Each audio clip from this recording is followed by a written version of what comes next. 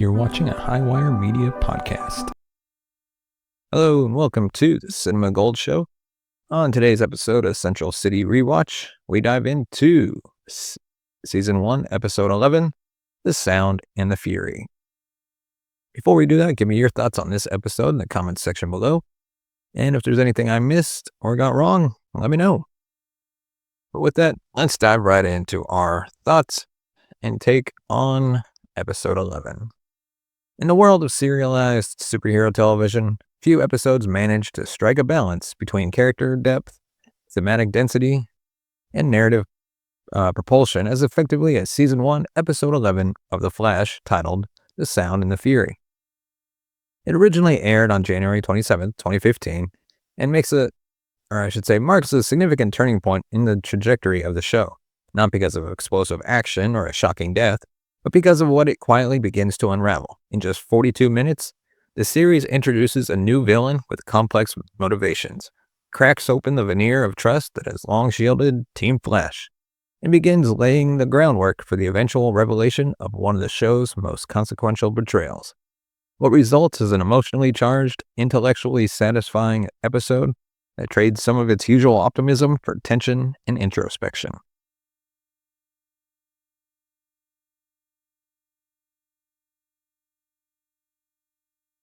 From the outset, the episode signals its intent to challenge the status quo. It begins not with Barry Allen sprinting through the streets of Central City, but with an ominous, calculated attack on Dr. Harrison Wells himself. The glass walls of Wells' sleek, modern home are shattered by a targeted sonic assault, an attack that is as much symbolic as it is physical.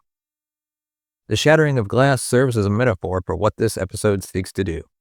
Break down the illusion of security, truth, and infallibility that has surrounded Wells, and by extension, Star Labs. The assailant is quickly revealed to be Hartley Rathaway, a name that has only briefly been mentioned before, but whose importance is immediately apparent. A former protege of Wells, Hartley returns as a self-fashioned villain armed with sonic gauntlets that channel destructive frequencies. But more than that, he returns with a vendetta. A need not just for revenge, but for recognition. Hartley's grievance is not rooted in power, lust, or money, but in the pain of being dismissed, unheard, and ultimately erased from the legacy he helped build. This alone makes him one of the show's more compelling antagonists. Today's episode is brought to you by Paramount+, the streaming service with something for everyone. When it comes to streaming, there's a lot out there, but few platforms deliver like Paramount+. Whether you're into gripping dramas, laugh-out-loud comedies, true crime documentaries, or blockbuster films, Paramount Plus has you covered. You can stream everything from hit series like Criminal Minds, NCIS, and Tulsa King, to massive movie franchises like Mission Impossible, Transformers, and Top Gun. Plus, there's a constantly growing library of Paramount Plus originals that keep you coming back for more, including 1923, Special Ops Lioness. And it's not just shows and movies. You also get live sports, including the NFL on CBS, college football, the UEFA Champions League matches, and you can even stream your local CBS station live for breaking news and special events. Here's the best part.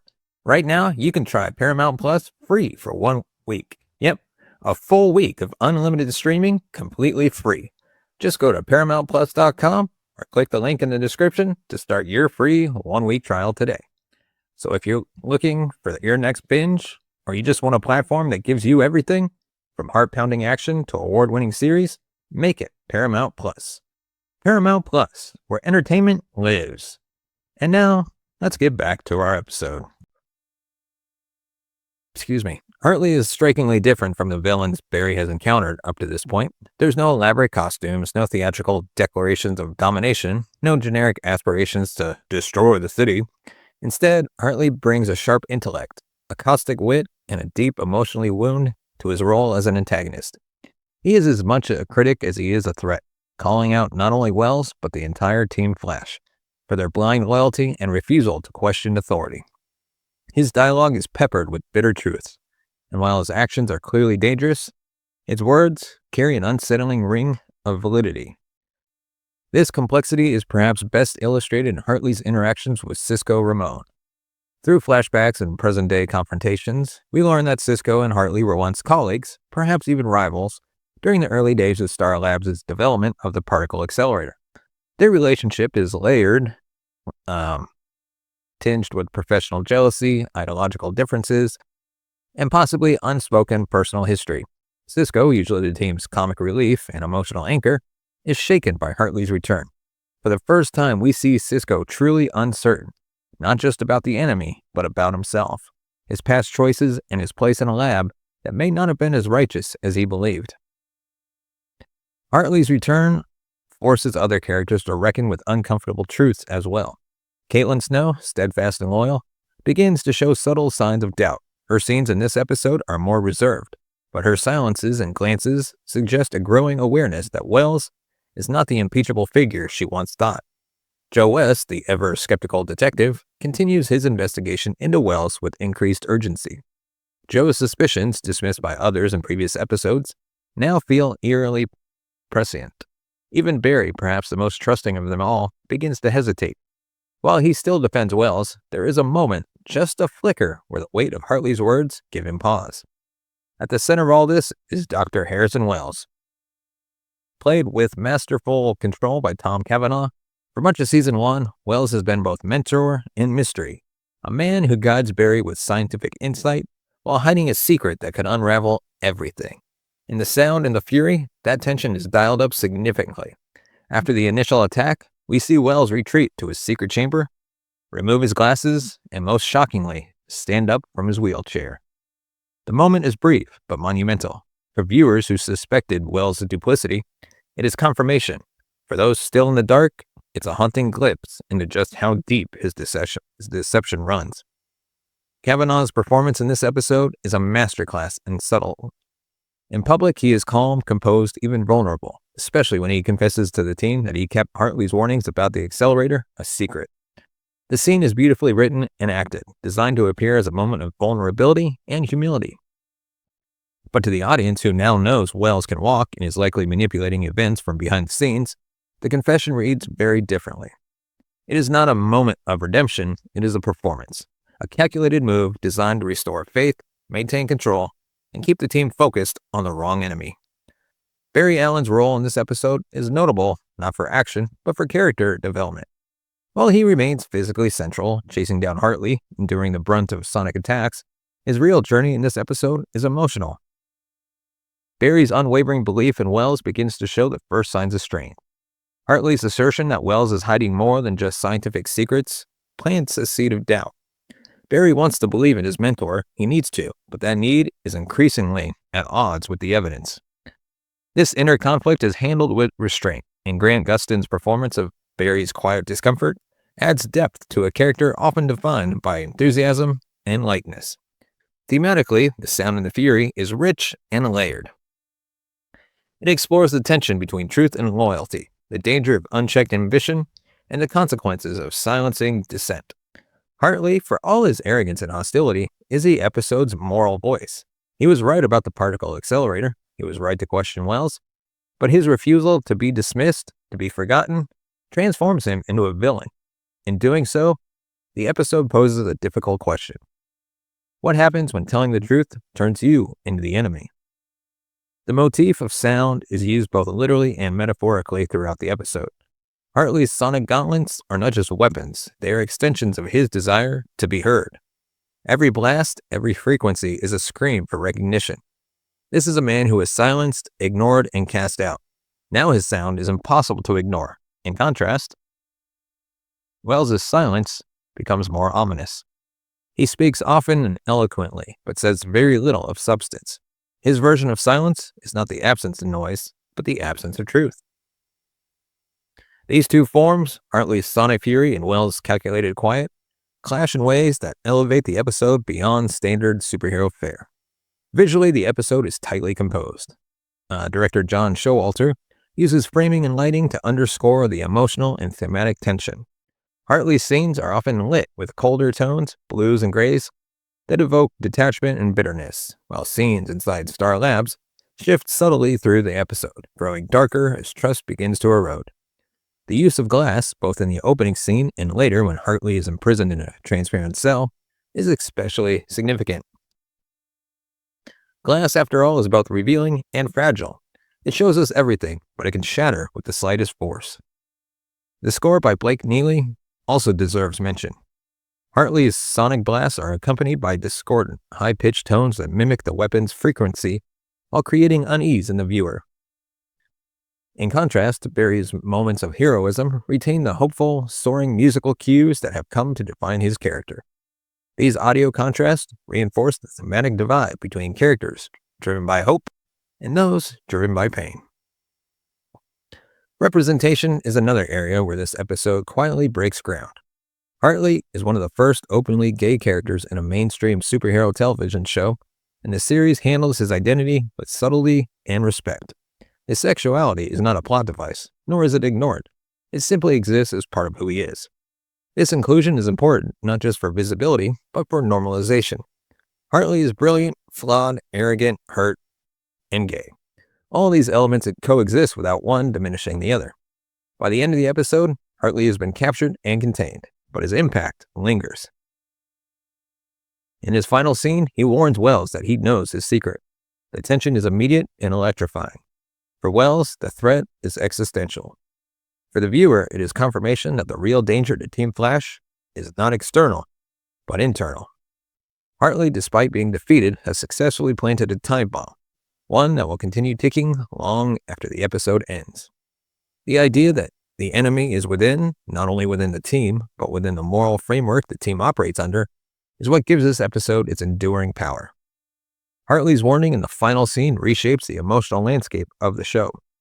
He may be locked behind glass, but his voice carries further than any of these so-called heroes realize. This too ties into the episode's use of sound as a central motif. Even in isolation, Hartley's truth echoes, setting off vibrations that will eventually break through the carefully constructed facade Wells has maintained since episode 1. The narrative turn marks the sound in the Fury as not just a transitional episode, but a foundational one. From here, the show begins to pivot. While the earlier episodes introduced us to the mechanics of Barry's powers and the structure of the team, this one introduces the consequences, real, lasting consequences, rooted in character, not convenience. The decisions made here ripple outward. Barry's doubts grow, Cisco's conscience stirs, Caitlin's silences sharpen, Joe's suspicions harden. The team may still appear united on the surface, but this episode signals the beginning of internal fragmentation. One of the most intelligent aspects of the writing is how it resists providing easy answers. Hartley is right about Wells, but wrong in his methods. Wells is lying, yet he still guides the team with brilliant insight and fatherly care. Barry wants to believe in redemption, but his optimism now exists alongside doubt.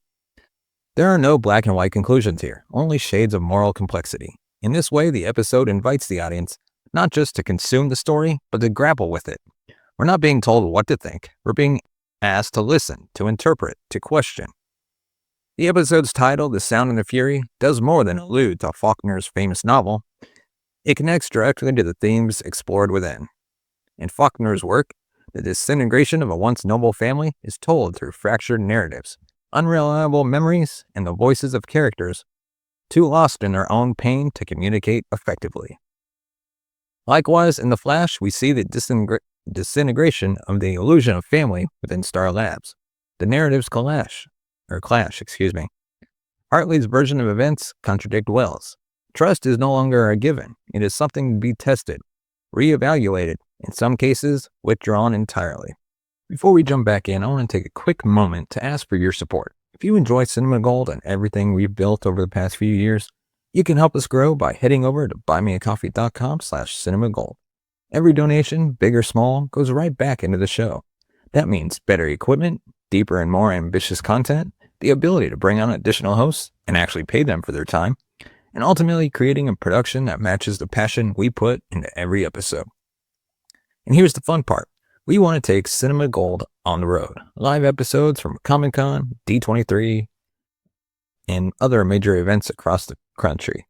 Imagine us covering breaking announcements, interviewing guests, and giving you behind-the-scenes access from the floor, all in real time. Getting there, filming, traveling, it adds up fast, and your support genuinely helps make that possible.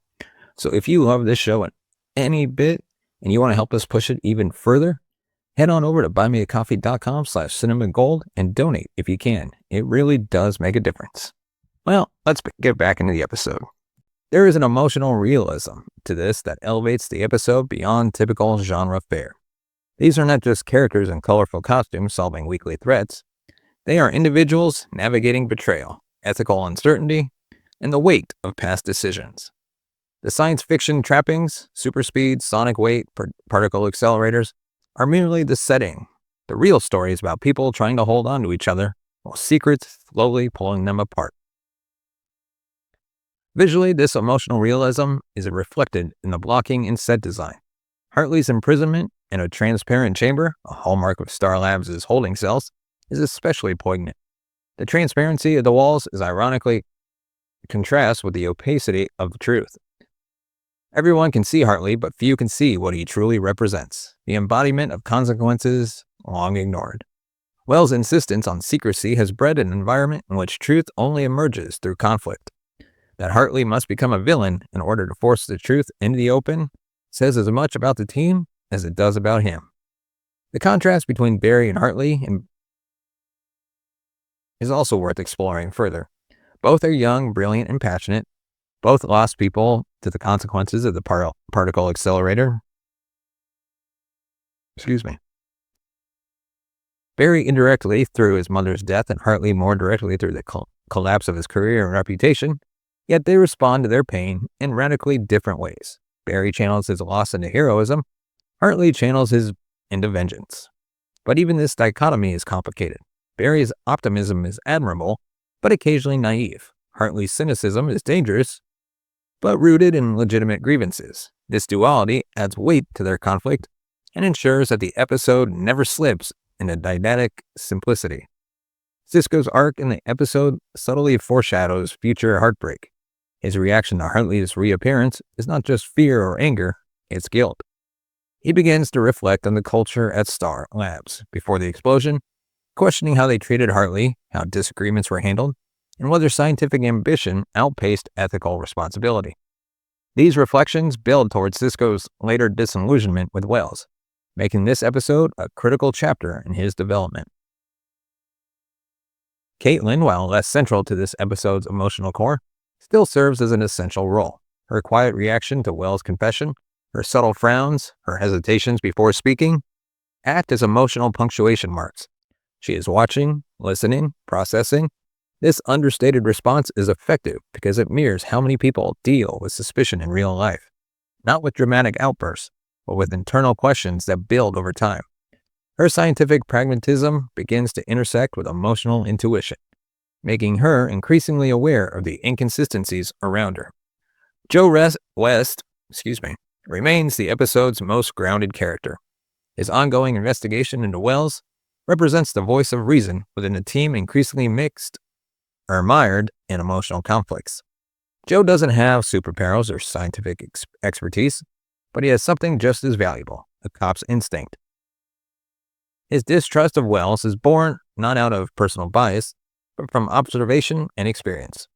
The fact that Joe continues to pursue the truth, even when others doubt him, reinforces his role as a moral compass for the show. His presence also provides a valuable counterbalance to the heightened emotions of the other characters. Barry, as always, exists at the heart of this moral universe. His desire to believe in Wells is as emotional as it is logical. Wells gave him direction, confidence, and purpose at a time when Barry felt lost. But in this episode, we see that faith begin to falter. Barry doesn't immediately reject Wells, nor does he fully embrace Hartley's warnings. Instead, he listens, a trait that distinguishes him not just as a hero, but as a leader. It's this willingness to hear opposing perspectives that will eventually make Barry a figure worthy of trust, even when others falter. The episode structure is also notable. It follows a familiar 3-act formula: setup, confrontation, resolution, but embeds within that structure a slow-burning subplot of unraveling trust. The A plot may be about stopping Hartley, but the B plot is about questioning Wells. These threads are interwoven seamlessly, each reinforcing the other. By the time Hartley is in custody, the audience feels no real relief. The threat has only deepened, shifted from external to internal, from physical to psychological. Even the humor in the episode is laced with tension. Cisco's usual quips are subdued. His interactions with Hartley's carrying a defensive edge.